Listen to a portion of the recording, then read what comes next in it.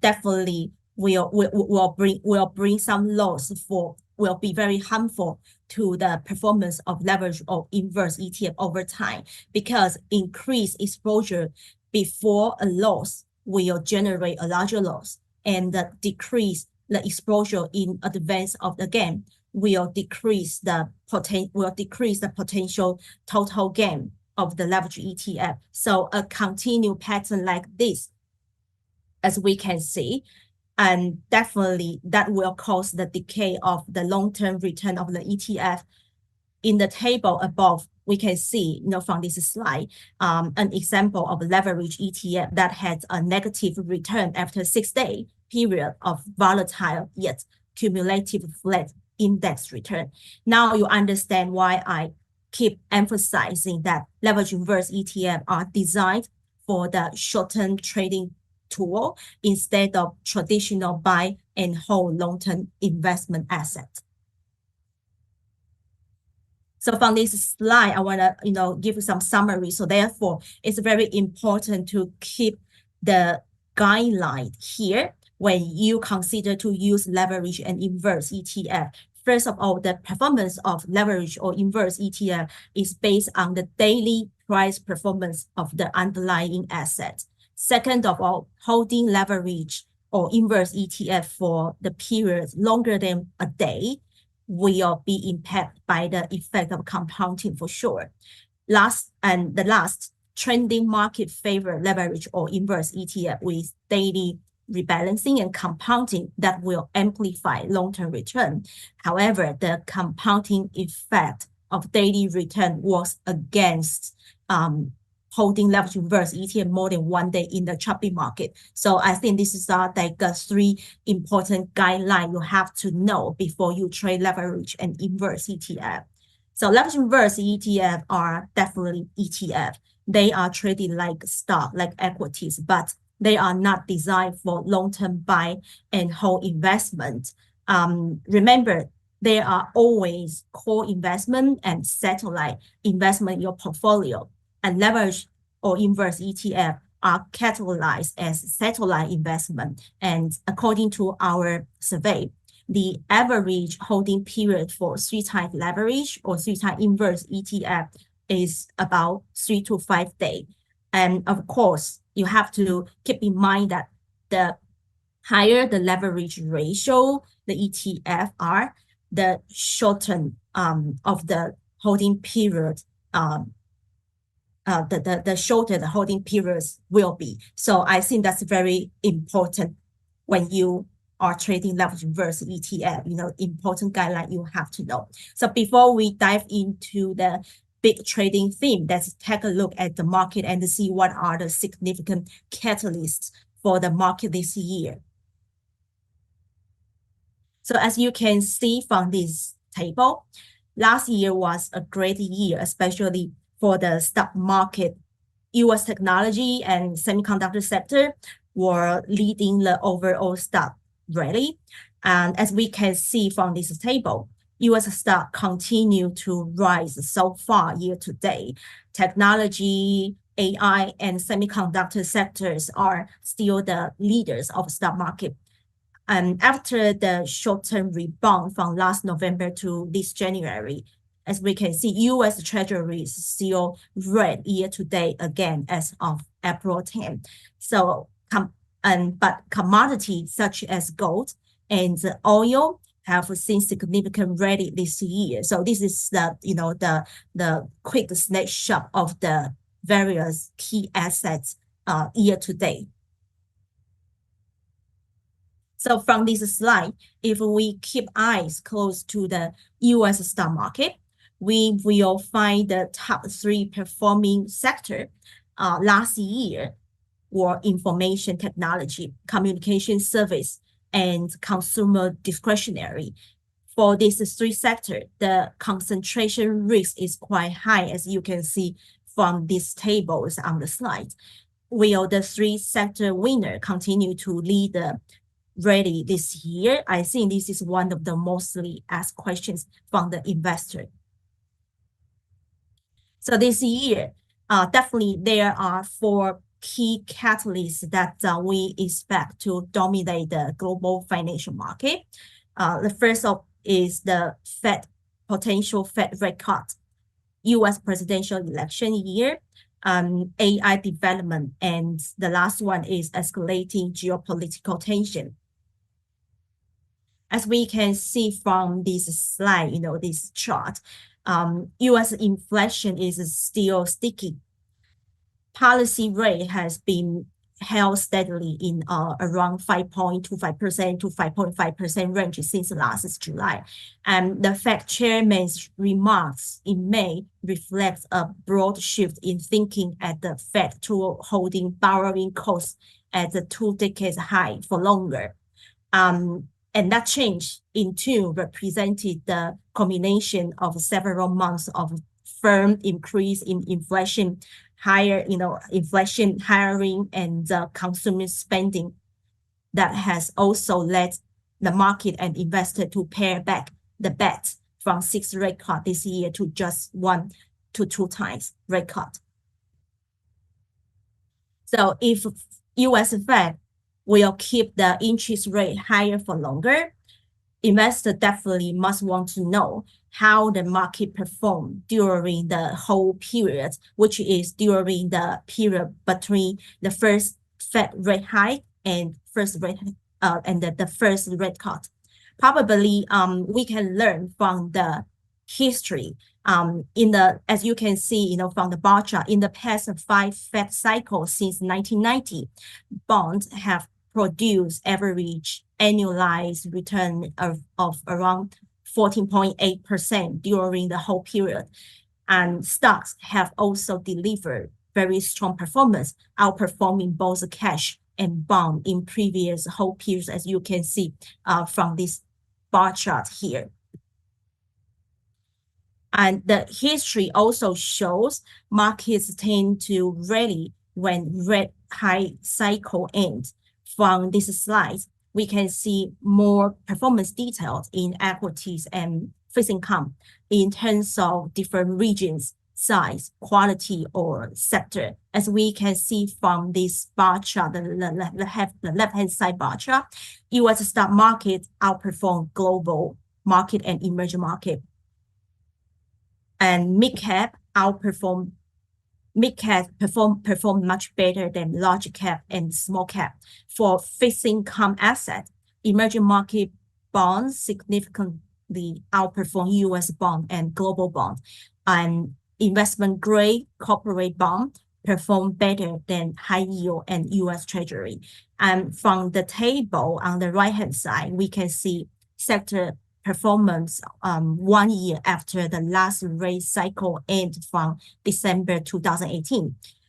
Technology, finance, communication service are the top 3 winners here. I think the history may not repeat itself, but it might provide a very good reference for investors to position their investment directions in the future. And I think another key market catalyst this year is the U.S. presidential elections. From the history tell us that presidential election years have tended to be good for stock market. Since 1926, on average, the stock market have risen 11.6% during the election year, versus the market's average 10.3% return in all years. And the history also shows us the stock tend to follow a very interesting pattern during the presidential election year. As you can see, the first half of presidential election years tend to be sluggish, followed by a big second half. And the third quarter has delivered the strongest returns with an average return about 6.2%, as you can see from this bar chart. And which sectors might perform better during the presidential election year? From this bar chart, we can see since 1976, the energy communication service, and the financial sectors have been the top performers during presidential election years. Although these are, there are so many issues that will play a big role in this 2024 election in terms of issues that align with market sector. Healthcare and energy sectors are important policy issues to monitor throughout the election process. And I think some investors definitely can keep eyes on the potential trading opportunities in these sectors I just mentioned, especially like healthcare and the energy policy definitely will be on the, discussion between two parties of the U.S. presidential candidate. And this chart here breaks down the annual performance of the S&P 500 sector. Not only do you get an idea of how a small group of stock affects S&P each year, you can see how each sector performs through economy and stock market cycles. Sector performance definitely can change year to year. There's no sector is always the winner, no specific sector is always the loser. For example, as we can see, energy sector has a big swing, either the best or the worst. It used to be the top performers in 3 out of 10 years, and the worst performance in 6 out of the past 10 years. And for technology sector, as you can see, technology sector is always a reliable leader. It is the top performer in 2 out of the past 10 years, and is always in the top 50% of the sector in 9 out of the past 10 years. So looking forward this year, I think there are many catalysts for higher upside or downside volatility ahead, which might bring more market volatility, and the role of short-term trading tools such as leverage reverse ETF will definitely become more important for investors to capture the short-term potential market rally or hedge the downside market. At the end, I think I want to share with you some popular themes in terms of ETF tradings in the market. And here are some popular trading themes we've observed from an ETF issuer. I think the first is the U.S. Treasury yield trades, including U.S. Treasury golds or gold miners have been definitely been very popular, as this kind of asset classes are very sensitive to the U.S. Treasury yield move. And the second thing is AI and semiconductor are in spotlight. Semiconductor leverage ETF is one of the 10 mostly heavily traded ETF last year. And the third thing is the big technology, of course. Some big technology stock have been rallying since last December, and the rally continues still. And all eyes definitely right now are on the big technology companies' earnings. And single stock leverage reverse ETF tracking Tesla, Apple, Amazon.com, etc. are hot trades for retail investors, as we can see. We also saw investors use Hong Kong or China ETF, leverage reverse ETF, to trade China or Chinese technology stocks volatility. And the last popular trade is oil and energy. So oil and energy sector have been under the spotlight due to the escalating geopolitical tension, and we believe the trend will go on this year. And next, I'm going to give you more detail about each potential trade. So U.S. Treasury yield move. When, of course, while most investors still expect 1 to 2 rate cut this year, and they see a growing need to hedge against a non-change scenario as solid U.S. inflation data push back the expected timetable. Actually, swap traders have quickly priced out the first rate cut to November from September, while some Wall Street strategies, including like Goldman Sachs, also reset their forecast on the first time rate cut timetable. So with the increasing volatility of U.S. Treasury, investors actually could use, for example, inverse ETF tracking U.S. Treasury index to hedge the fixed income portfolio if the U.S. Treasury price suddenly plunge a lot, or use leverage ETF, the bull ETF tracking U.S. Treasury to catch the potential short-term bond price rally when the strong record expectation come back again. So this kind of leverage inverse ETF tracking U.S. Treasury index have been very popular, and we've seen a lot of trades since last year. And the next thing is definitely, as I mentioned before, is gold and gold miners. So definitely this year, March 2024 has been a golden month for gold mining stocks, making their best performance in the past 1 year. And the catalyst was a mix of anticipation for lower interest rate or robust demand from central banks sent gold price soaring. And gold price and gold miners have very high positive correlation, as you can see from this chart. I show the gold price movement and the NYSE, ARCA gold miners sector index. As you can see, gold price just move aligned with the gold miner sector index. And gold miner equity usually have a higher volatility than gold price movement.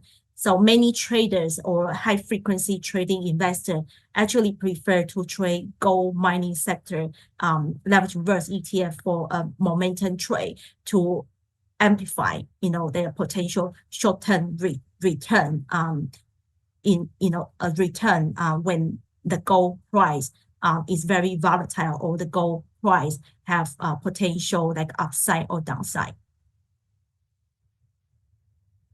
And here the third thing is biotech. So biotech is another popular trade in terms of ETF trading. There are some trading catalysts for biotech in this year for sure. For example, this sector is expected to see more discussion due to the U.S. presidential elections and the more M&A activity this year as the market expects. And the use of AI in biotech is growing, and weight loss drug have created a frenzy and may continue to be a boom for this space. However, as you can see from this chart, biotech sector is a very volatile sector, as you can see. And this chart, this is the move of S&P Biotechnology Industry Index. Therefore, if you want to trade biotech, especially leverage inverse ETF on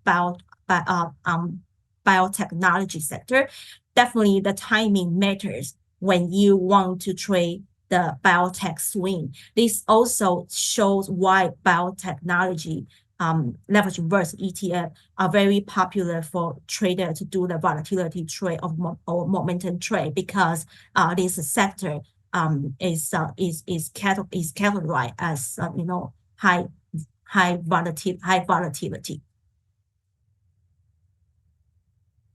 And energy sector definitely is one of the key policy issues to monitor throughout the U.S. presidential election process. U.S. energy sector has seen more buy rating from the bank's analysts this year. Also the escalating geopolitical tensions in Middle East also put oil and energy sectors in spotlight here.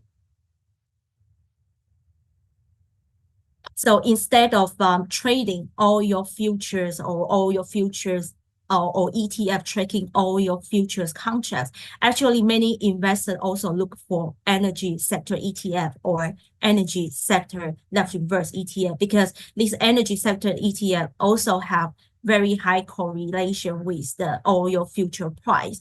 But the energy sector ETF don't have the monthly future rollover or contango issues, as the energy sector ETF, they are tracking index. The tracking index components are energy company equities, definitely not oil futures contract. So this is some alternative for people who want to trade oil related, but don't want to trade oil futures directly or oil futures ETF directly. Energy sector definitely is the kind of good alternative for you to consider. And technology sector has been one of the top performer in stock market. It is also the largest sector in S&P with 30% weightings, market weightings. And the rally of technology continue this year because AI plays a very important role in this sector, as you can see. With the and also with the outstanding rally in technology sector, I think many investors here definitely start to question whether it is a tech bubble right now. So I think probably there is no tech bubble because there's some reasons, to explain the significant rally in technology sectors since from last November until now. Because although technologies, because let's take a look at the valuation. So although technology's relative performance has indeed been extreme compared to other sector, and the valuation, like the PE ratio, price earnings ratio for technology sector, don't seem to be at extreme. If you remember, at the peak of the tech bubbles, this sector traded at a forward PE ratio of almost 60 times. And right now, not the PE ratio of technology is at only about half of that level. Right now, the PE ratio is about like 30 times right now. Besides, technology sector has been buoyed by near record profit margins and rising earnings growth forecast, which could